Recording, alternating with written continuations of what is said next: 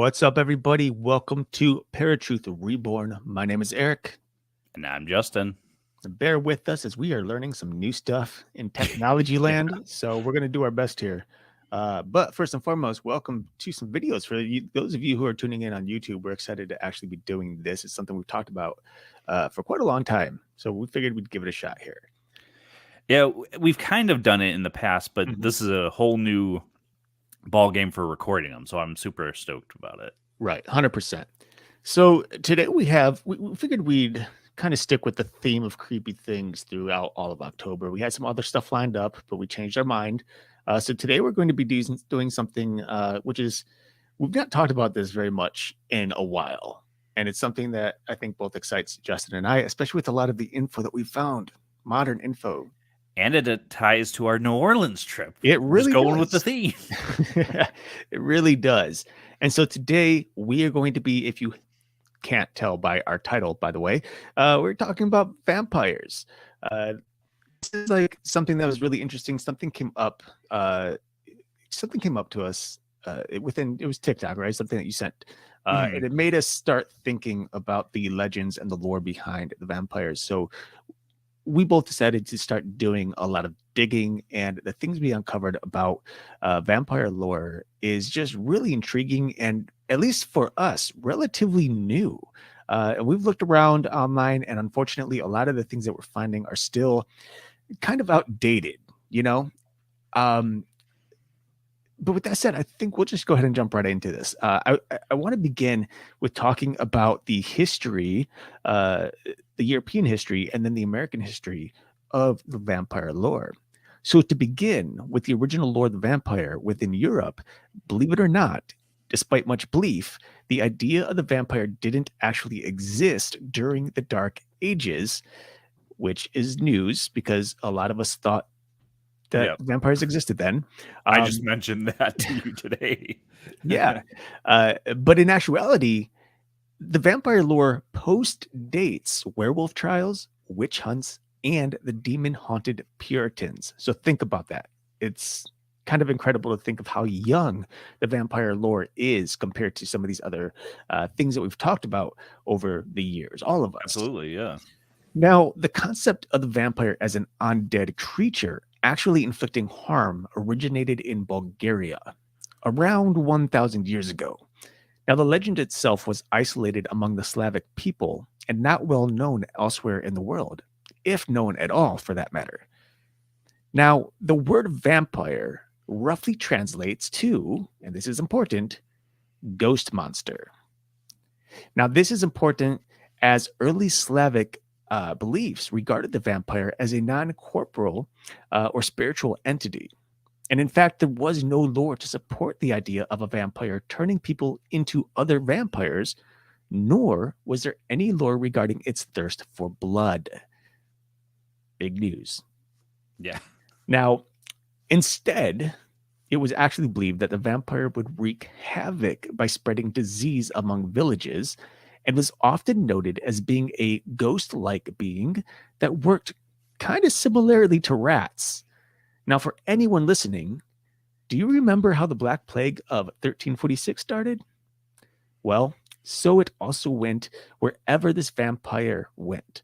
It would enter into a village, and disease would just spread and start causing all kinds of havoc and killing people left and right.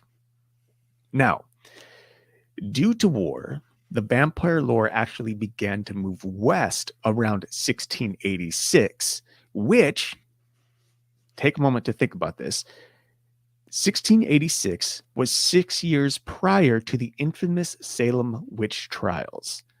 Now, if you've not listened to our episode on the Salem witch trials from many years ago, you should. It's one of our highest growing episodes, and we'll probably have to do another one pretty soon here. But considering the fact that this lore started moving west 6 years prior to the Salem witch trials really speaks volumes as to just how young the idea of the vampire really is in America. Now, the German-speaking peoples of the Holy Roman Empire gained control of Hungary and thereby took control of a Slavic population. Imperial troops learned of the vampire legend from Slavic peasants during the occupation. Soldiers carried the idea to cosmopolitan centers like Vienna and Berlin.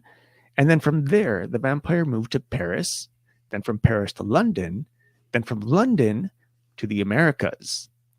And the word vampire actually first appeared in English in 1732, which happens to be, Justin, pop quiz, a very famous person was born in that same year.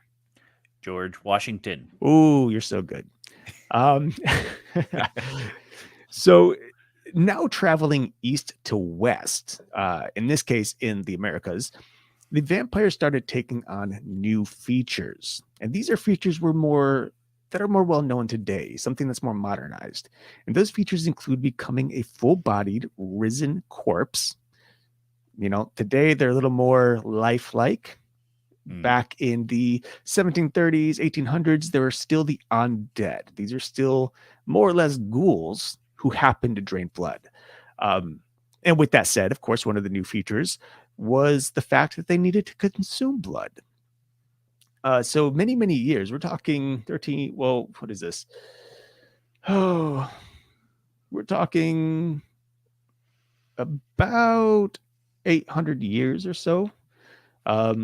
600 to 800 years from when it was first known not to drink blood to when it did drink blood. Yeah.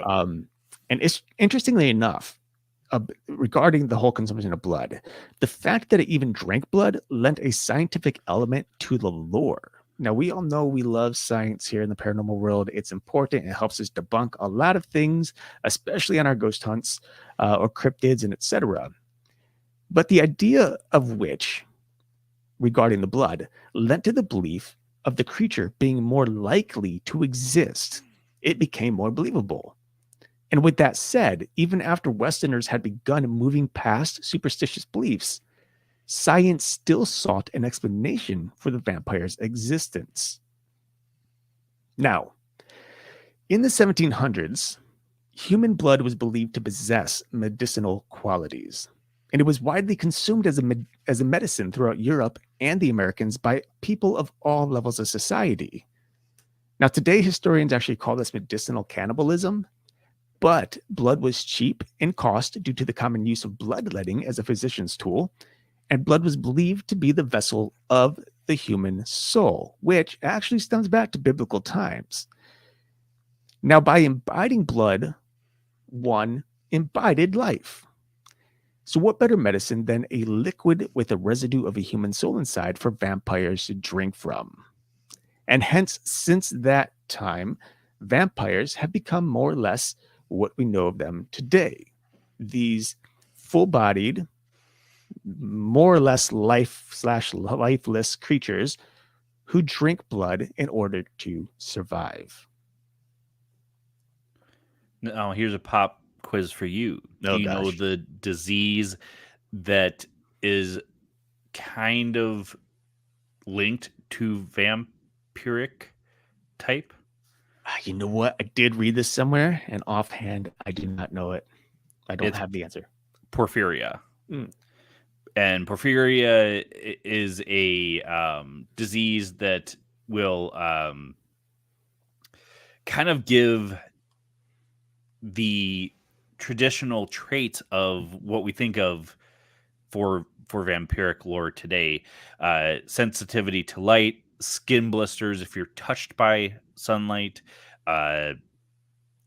stained teeth, and there's a couple of other symptoms, but there can be acute or chronic, and it kind of has to do with ingesting heme in order to keep your iron and your protein levels up. And so that can be a huge part of it as well, because porphyria is not something new. Mm-hmm. People could have been realizing, if I take in blood, I'll feel better. Not to mention we have blood transfusions in surgery today too. Right. Well, one thing that's obviously nowadays we know that for the most part, drinking blood doesn't actually have any medical benefit. And if anything, it can actually cause problems depending on the blood and whether or not there's any diseases present. But with that said, back then, the fact that the belief that blood could cure people of various ailments, mental diseases, things like that, just so it goes to show how important one's belief in something is. I mean, this was basically, without anyone knowing it, blood is basically a placebo. This was something that really wasn't having any effect, and yet people continuously believed that it was a thing, you know? Um, I don't know. I find it interesting because nowadays here in the Americas, and this is something we learned in, I guess I should say we were updated on when we were in New Orleans, but it's something I learned probably around 10 years ago on Fox News. The Fox News um, did a casting for some vampire bars, some underground vampire bars in Cleveland, Ohio. I think they named 3 of them offhand. And these are places where people can go, they can potentially meet people, and if they so desire, can actually drink each other's blood. Not necessarily on site, but some were saying that people would go, they would meet someone, they would get tested for any sort of diseases within the blood, and if everything was kosher, they can then, sip a little bit on each other, which is a weird thing to say. But so the idea of the vampire, obviously, as we know, reigns really strong today. And it's a far cry to what the vampire used to be of its origin. Um, to think that this creature began as a spiritual entity that simply created diseases and spread them like rats, to an entity that is living, breathing, undead creature that stalks around at night and sucks people dry of their blood in order to have their own life force refilled, is a huge, huge gap between the two events. And it also goes to show us just how much the word, like the game telephone, actually was played over the course of its travels from Europe to the Americas. Did people simply, chime in and give their own ideas of what this vampire was, or did something get lost in communication, and so it grew to be this bigger, more menacing entity than what it originally had begun as?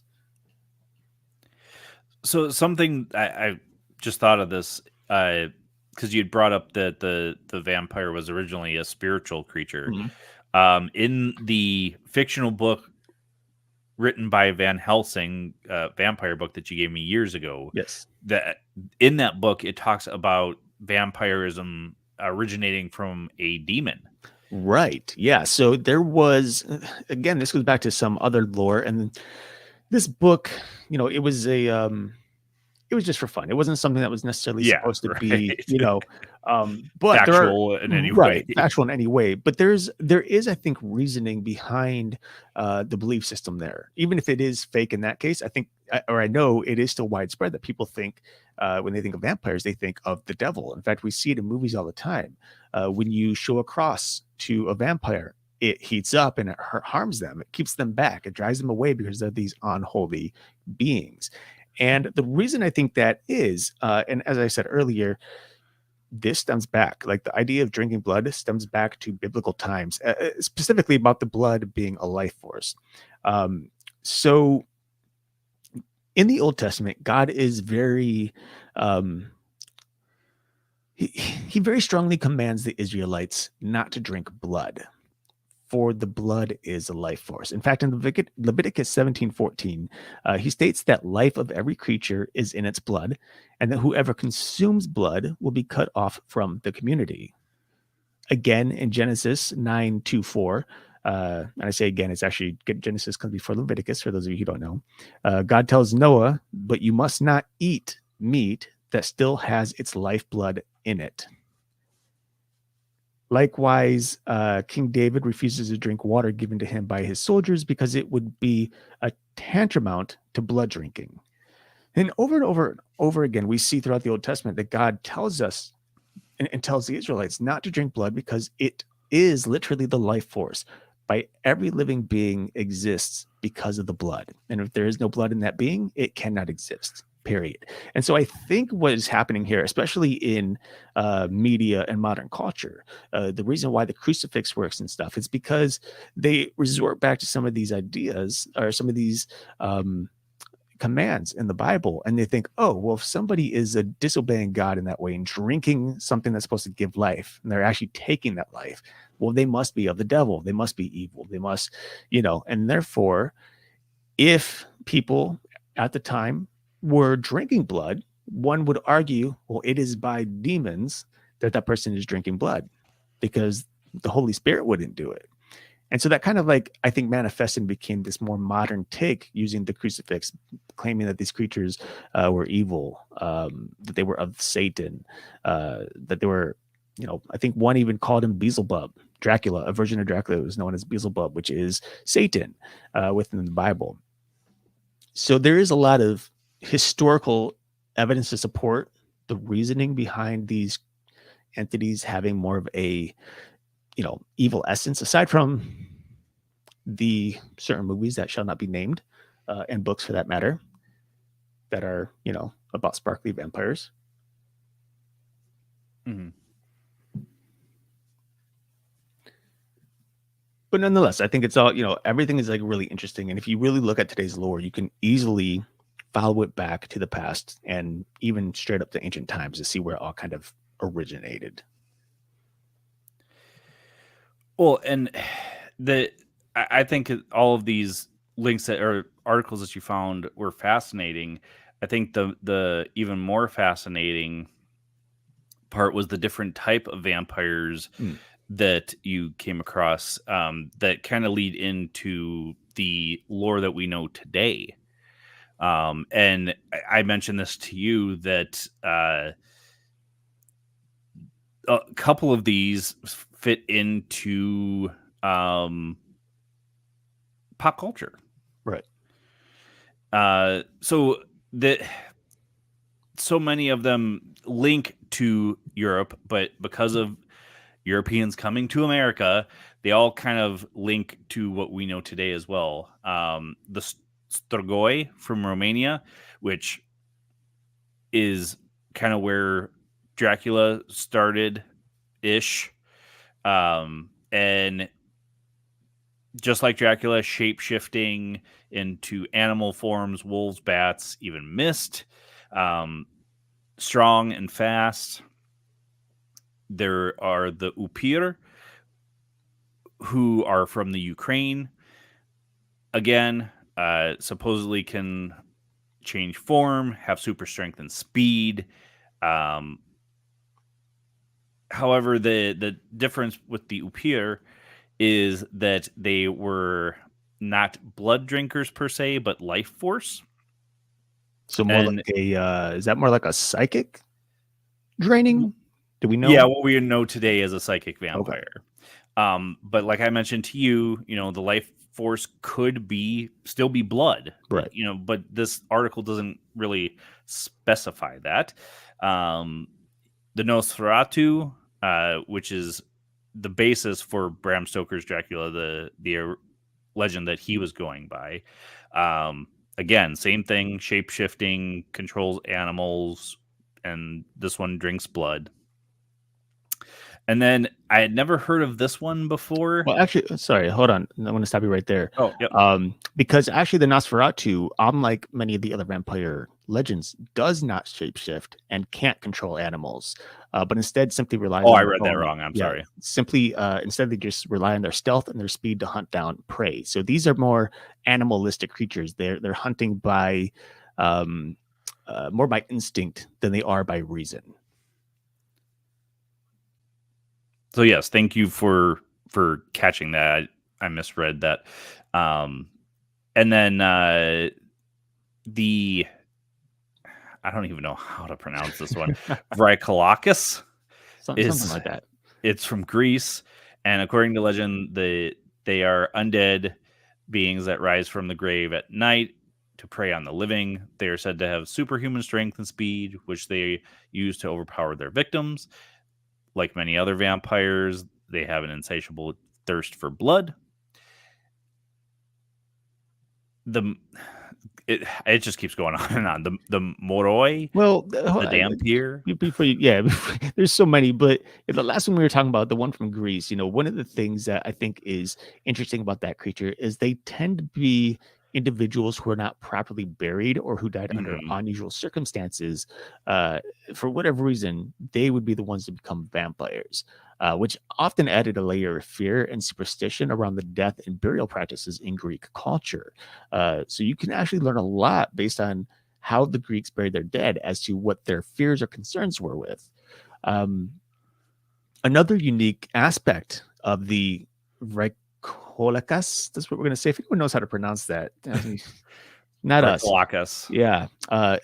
The legend itself is actually connected to the lunar cycles. And according to some versions of the myth, the vampire creature can only come out during certain phases of the moon, particularly during full moons.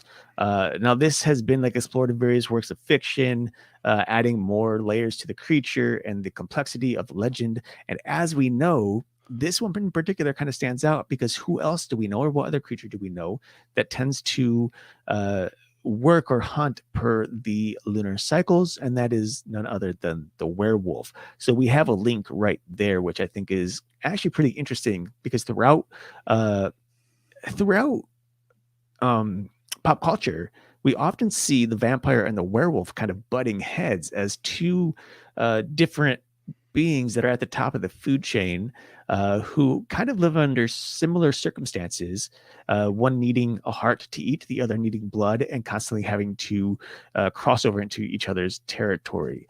So seeing that something like this kind of relates to the werewolf is pretty intriguing to me.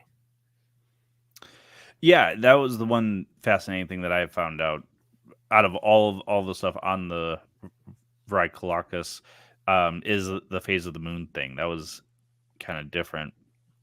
The Moroi, again, is kind of an undead spirit. Usually takes human form, but can transform into bats or wolves. Um, the Moroi are associated with blood sucking. Um, in some versions of the myth, they can also control the weather and natural elements, which is different, except for if you think of fog. Mm. The Dampier is an interesting one Very. because it links. I forgot about this too. This links to pop culture, and we'll go into that in a second. Is a offspring of a vampire father and a human mother, possessing both human traits and vampiric parentage, which also links to the video that I sent you. And we'll talk about that in a little bit here too. But the Dampiers are said to possess special powers that allow them to detect and hunt vampires, creating a unique role for these half human, half vampire creatures. So they kind of could be vampire hunters in a sense. Mm-hmm. And then the last one that they bring up, with which most people are kind of familiar with today, is the Chupacabra. It actually spans more than just Mexico, which I didn't realize. Spain, Portugal, Italy, and parts of the Mediterranean Sea region. And it's kind of looks like a hairless dog with spikes that kills livestock. The name Chupacabra roughly translates to goat sucker. And that was because, livestock, it was usually caught draining goats, but I believe, and correct me if I'm wrong, Eric, there have been cases where it's chickens and Mm-hmm. cows as well. Yeah, there have been cases where people claim it was chicken and cow. And actually, cows have been pretty common over in the west side, southwest of the United States. But again, like a lot of this is the only thing that and of course, this goes back to just the lore. No one's ever actually seen the Chupacabra, but there's just this belief because the fact that these creatures are, they're not being ripped to pieces.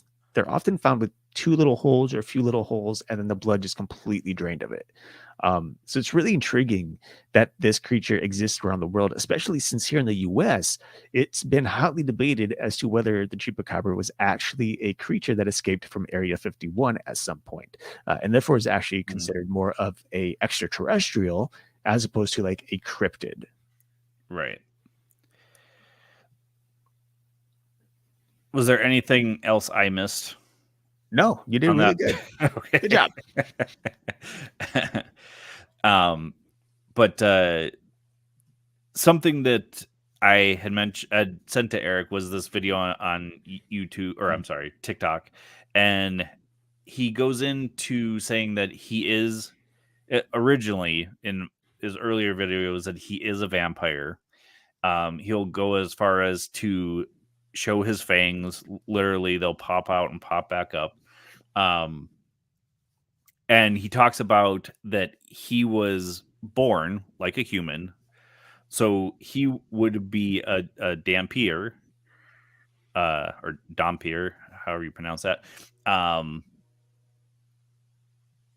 Maybe.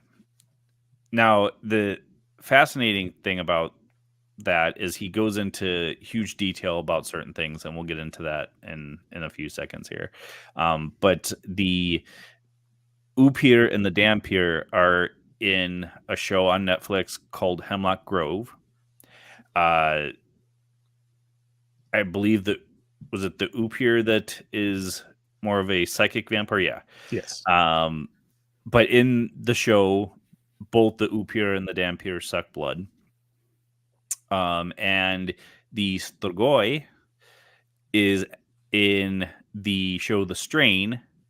And the fascinating thing about that is that the infection, if you will, is passed through these parasitic like worms that will turn somebody into a Strigoi.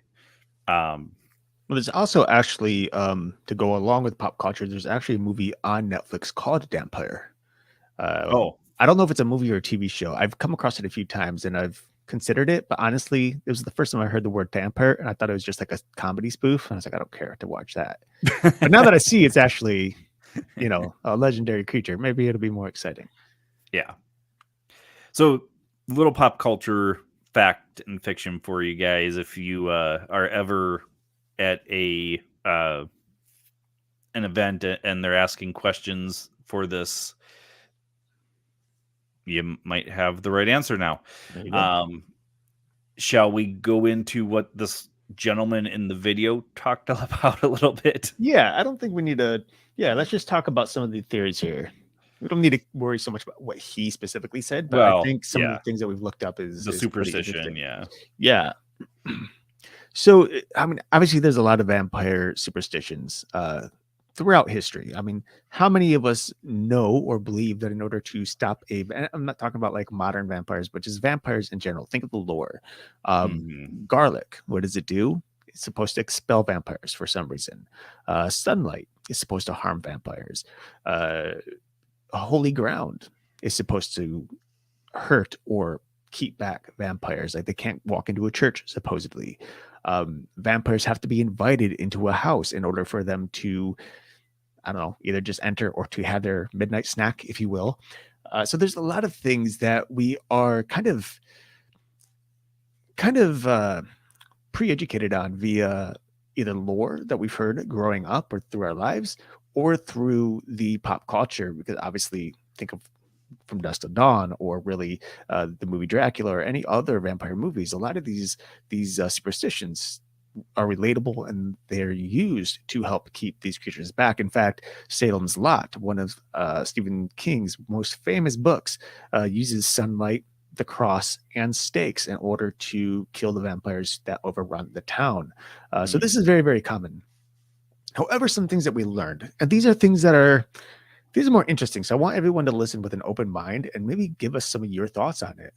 But the first one is the idea of garlic. Now, we know, or we believe, most of us, that garlic can keep these ancient vampires, I want to say, at bay, right? These true monsters. However, there has been a argument that maybe we were lied to by vampires and to enable us to eat garlic more often for the benefit of the vampire. And the reason being is that it turns out garlic is a natural blood thinner. And so if you're eating garlic on the regular to keep vampires at bay, and yet the vampire bites you still, that blood won't clot as easily and it'll flow much more smoothly, likely draining the body quicker and smoother than what it would be if someone maybe wasn't on a blood thinner. It's also a natural antioxidant as well, so it will help with disease, which in most lore, you're not going to find that a vampire is worried about that unless for some reason their immortality is kind of fantasized, if you will. Mm-hmm. No, for sure. Another one is harsh sunlight. Now, sunlight is one of those things, as we know, it's supposed to hurt a vampire on impact. As soon as they step into light, we're known that their flesh burns up, they turn to ash, et cetera, et cetera.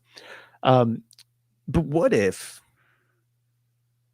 vampires spread the superstition of sunlight in order to help people feel more safe, more willing to go out of their house and walk around, maybe in more secluded areas because there's sunlight there? Places where maybe a vampire who is actually immune to sunlight can easily pick them off in broad daylight by themselves. And like I said, who knows? Maybe that particular lore also came from the Porphyria situation. That's true. That is very true.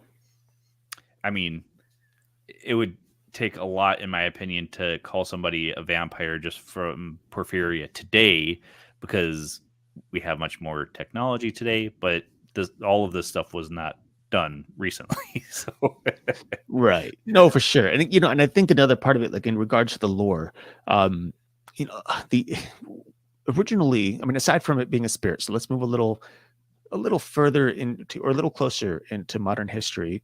And as it moved, the story of the vampire moved west. We know that it went from a spiritual creature to a more bodily creature, something that takes real form.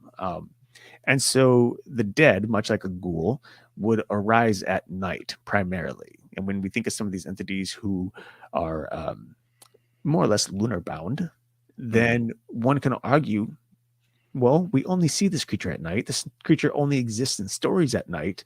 Therefore, they must be a night creature and cannot exist in the day. And I think one element that we can think that kind of like help sync that together is the idea of nocturnal animals. Now, we know that there are nocturnal animals, obviously, raccoons, cats, owls.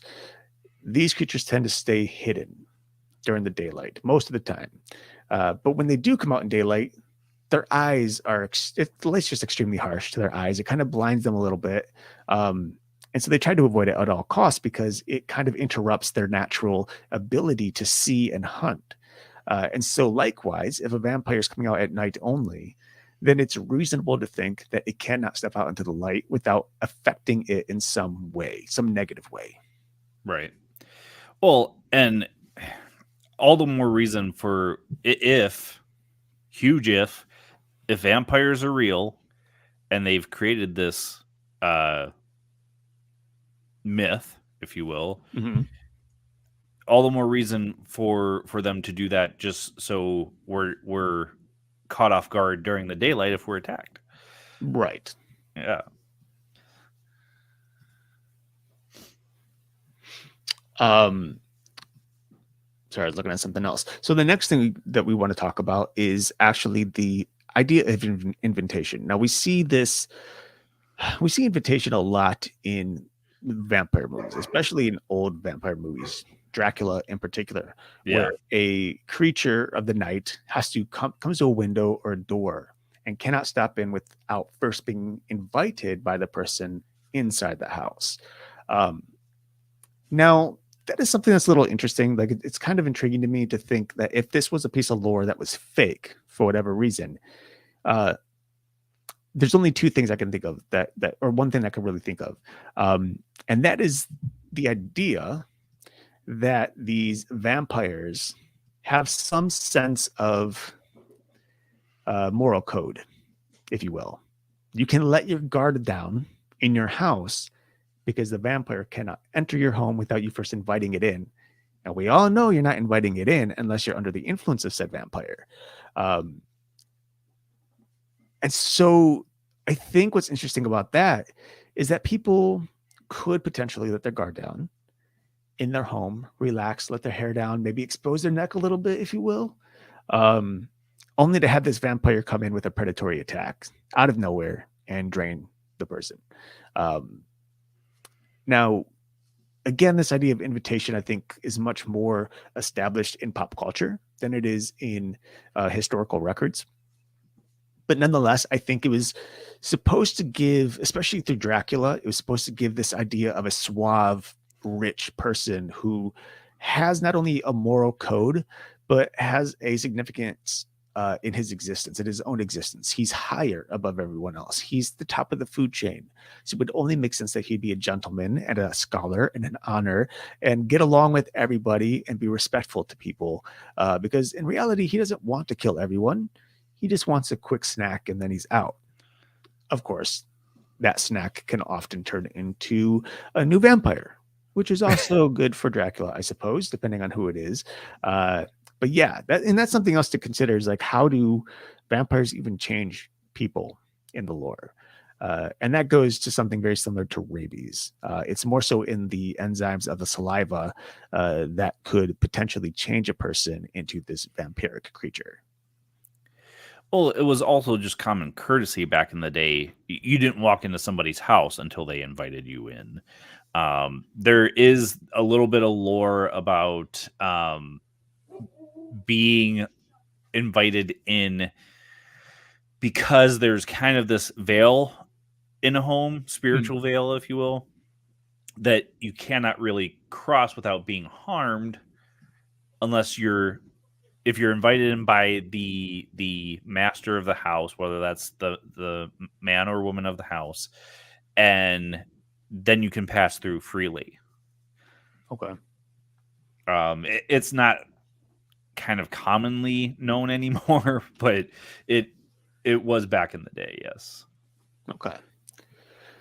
Well, now with all that said, and there's plenty of other lore out there that we can probably sit here and just go over and debate and argue, whether or not wooden stakes actually kill a vampire. Let me tell you something. I think a wooden stake is going to kill anything that you put, if you're putting it in its heart. Well, yeah, especially in its heart. I mean, and if that's the case, anything will do it. I think the wooden stake is one of those things that I always found really interesting because, like, why wood? Like of all things, why wood? It's going to puncture the heart, just like a steel rod would, just like a knife would. In fact, in Dracula, many people might not know this. How does Dracula die? Do you know, Justin? In the movie or the story? In the book. How did they kill him ultimately? I believe what is the woman's name? I believe she's the one that stabs him through the heart. Okay. Yes, but no. But let's I'm talking more so in regards to what they use to kill him. I don't remember. Okay. They actually use basically a Bowie knife. So just a plain old steel Bowie knife that they drive through his heart and he dies.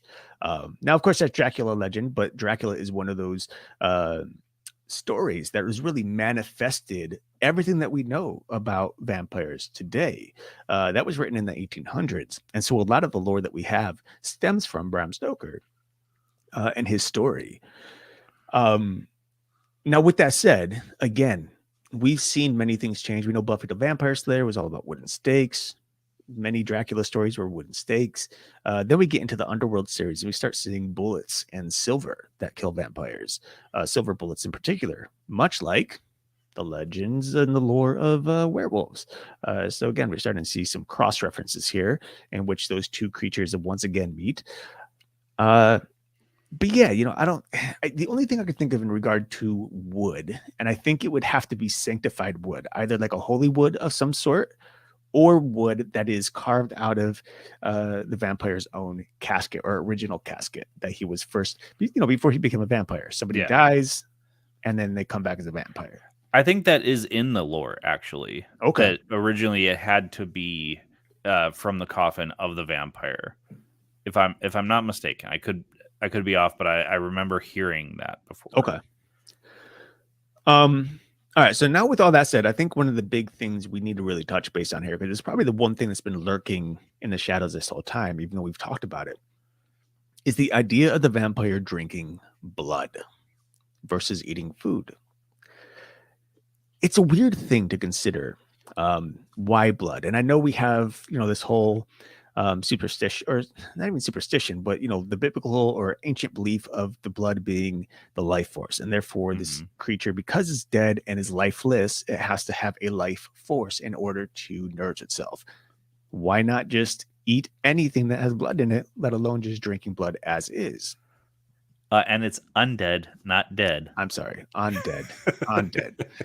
Um, well, as we know, there are quite a few creatures within the world that we know of that actually drink blood. Mosquitoes, those itchy little buggers when they bite you. I hate those things. Ticks, I hate those too. I've been bitten by 3 of them. Leeches, I've seen them. Thank God I've not been touched Yeah, by never them. been touched by them. And lampreys are just a few of those animals that actually suck blood. But the one that we can actually focus on that is most similar to the idea of the vampire and Dracula is the vampire bat.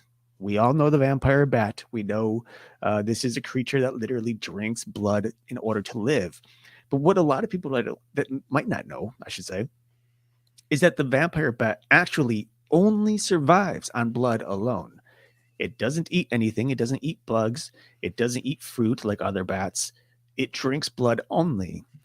And I think the main distinction of being one of the only mammals who survive entirely on blood and how they've managed to do that has been a big source of interest to the scientific community. Now, here's some details on the back, because I think this is really interesting, and it could help us to understand the lore of the vampire or even the scientific aspect. If you remember way back at the beginning of the episode, I had said that even though the Western culture, the Americas especially, were starting to drift away from superstition, there was one that held on, and that was the vampire, because science was intrigued by it and they wanted to understand the existence and the possibility of these creatures.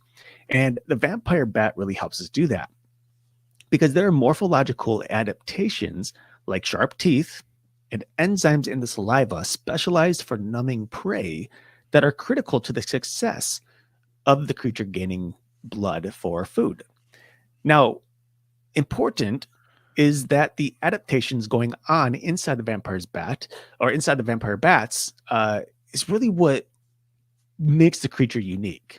Uh, there was research published in the Journal of Nature, Ecology, and Evolution, which suggests that vampire bats adapted a specialized microbiome, which includes hundreds of important bacterial colonies, enabling them to survive on blood alone. But the thing is, blood isn't very nutritious. It doesn't have very many vitamins. It's pretty low in protein, and it's very difficult for the kidneys to process. And so the bacteria in the vampire's bat's microbiome helps bridge the gap by synthesizing vitamins the bats don't receive from their diet and breaking down proteins. So, with that in mind, we can kind of argue that if vampires do exist, well, there's a scientific explanation as to why they might drink blood and can only sustain themselves on blood. And it's through those microbial colonies, which would have to be very much existent within their bodies in order to do so. The interesting thing about that, after I read it, another pop culture fact is in the Dresden Files, um, the vampires of the Red Court have an enzyme in their saliva that kind of drugs people, Mhm. makes them more susceptible to just letting the vampire drink their blood.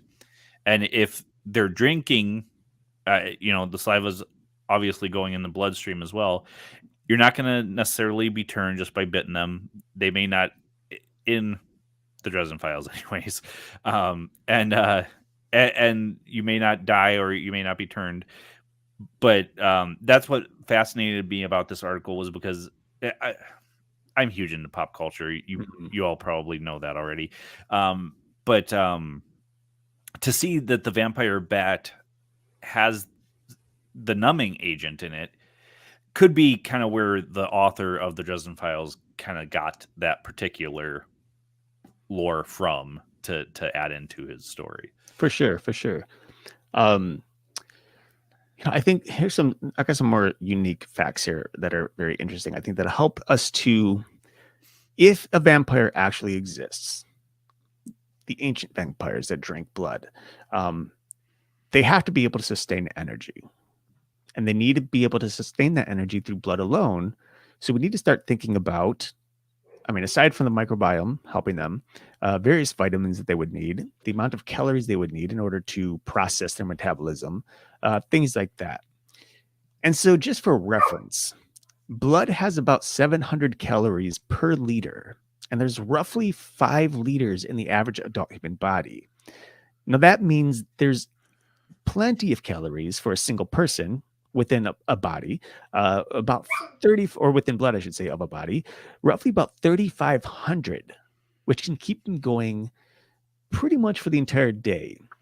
But that also requires drinking 5 liters or 1.5 gallons of blood in a single go.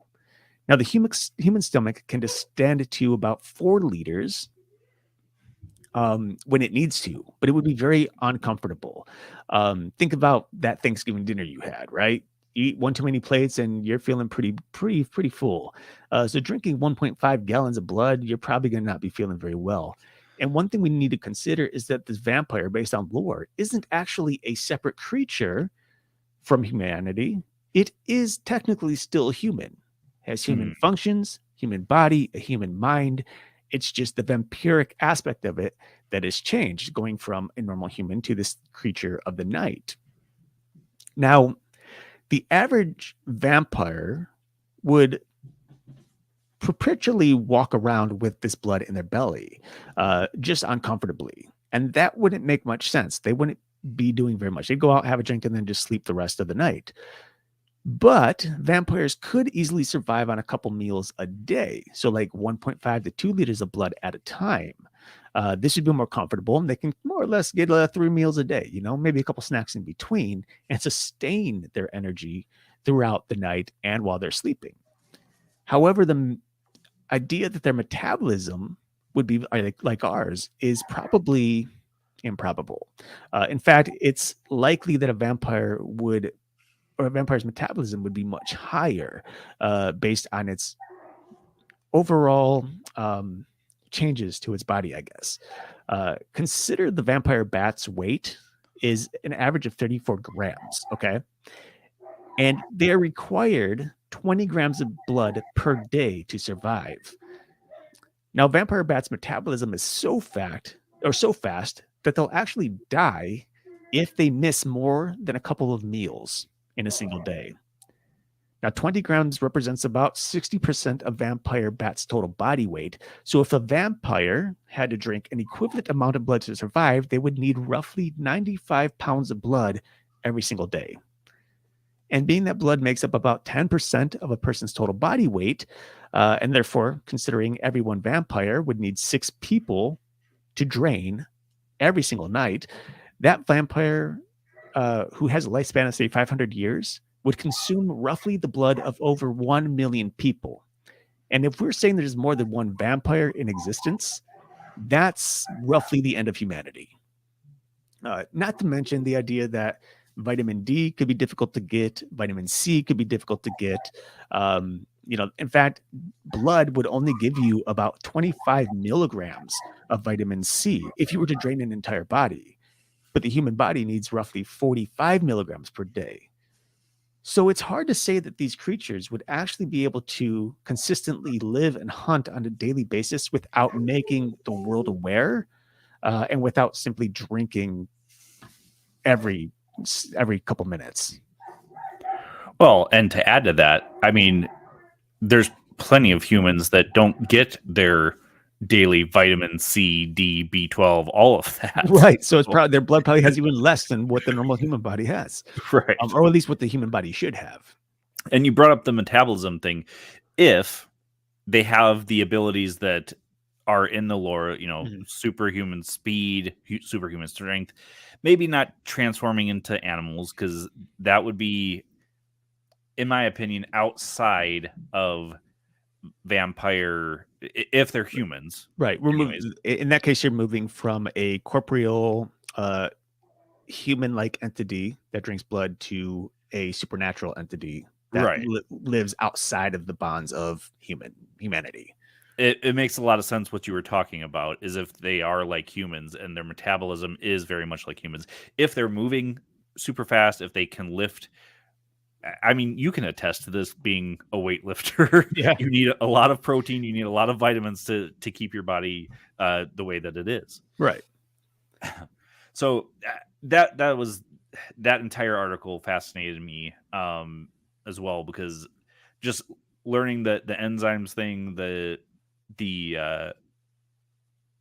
microbes that help a vampire bat process the blood so that it gets everything it needs, and then going into, well, if vampires do exist, this is what they would need in order to survive if they're only surviving off of blood. Right. So in your mind, reading through this stuff, would it be possible in your mind that vampires truly do exist outside of the supernatural stuff? Outside of the supernatural. In regards to the myths, the lore, I would say no. It's just not probable based on the science of it. Now, that's not to say somehow it evades scientific reason altogether. But if we're going based on the idea that this is a human or a being that was once human who became a vampire, who has no special abilities to change or do anything that is supernatural, but still has to only survive on blood alone, chances are, based on the metabolism and the science backing it, they just simply would not be able to. They would probably die within the first couple of nights of being a vampire because they wouldn't be able to find enough food. If you consider that, the amount of 6 people a night, right? 6 people a night, even if they were to kill animals instead of people, eventually livestock would die out in whatever region that they're at, and they'd have to move on. And we'd be seeing that over and over and over again throughout the world as these vampires move. And then to consider there's probably more than one vampire, well, that number becomes a lot bigger and it increases a lot faster. So in regards to those vampires, I say no. I don't think they exist. We'll take this into account. What if this vampirism is a type of infection and gives them the same, I shouldn't say same, similar microbes that a vampire bat would have? Well, even if they have the same microbes, they would still have to drink an enormous amount of blood every night. I got you. You're still thinking, if the science is correct, you're still thinking about 6 people per night in order to survive and keep your energy up. Yeah. I mean, I want to believe vampires are real just because I love the vampire and werewolf lore. For sure. 100%. I'm there with you. But at the same time, it's just like, and even though there's individuals who come out and claim they're vampires, they try to show us things like the person on TikTok that you were talking about, or Instagram or Facebook or wherever they're at.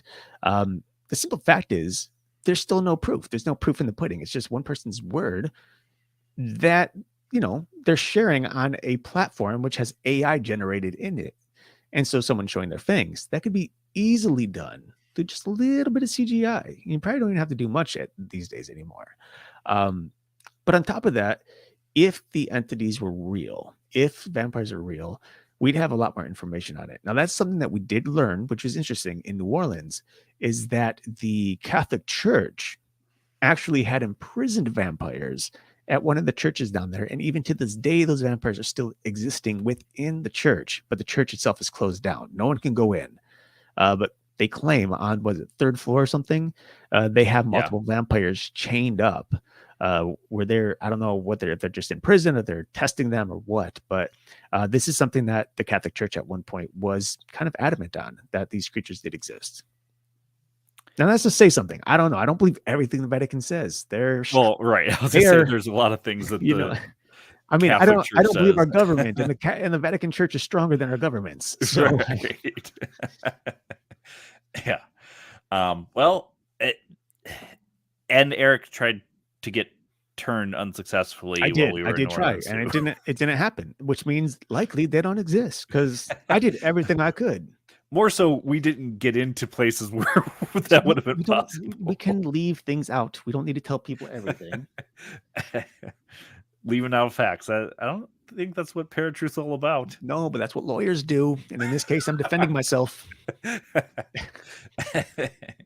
All right. Anything to add before we end for the day? I would say that definitely, as you're listening to this episode or if you're listening to it again at some point in the future, really take a moment to do some of the research yourself and see what it is we found. And we'll post our links with this episode as well, so you guys can click on those, check out those articles. But there's plenty of articles out there.